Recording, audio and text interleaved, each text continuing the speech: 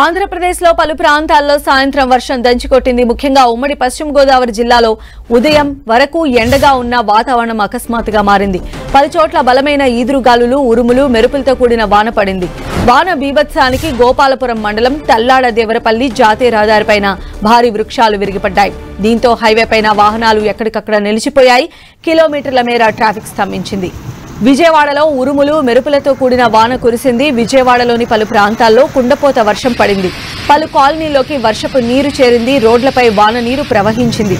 ఈదురుగాలులతో కూడిన వర్షం పడటంతో పలు ప్రాంతాల్లో కరెంటును కట్ చేశారు విద్యుత్ శాఖ అధికారులు. సాయంత్రం 6 గంటల నాటికి కాకినాడ రూరల్లో 83 మిల్లీమీటర్ల వర్షం నమోదైంది.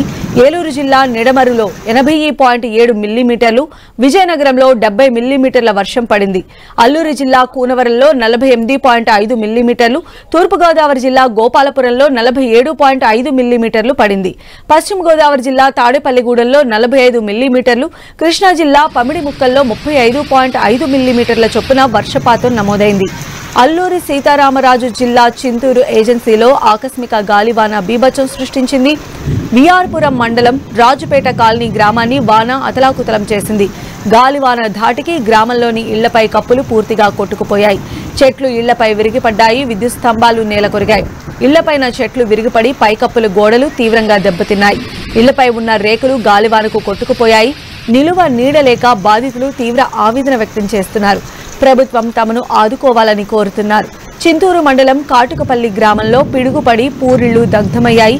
ఇంట్లో ఎవరూ లేకపోవడంతో ఎవరికీ ఎలాంటి గాయం కాలేదు.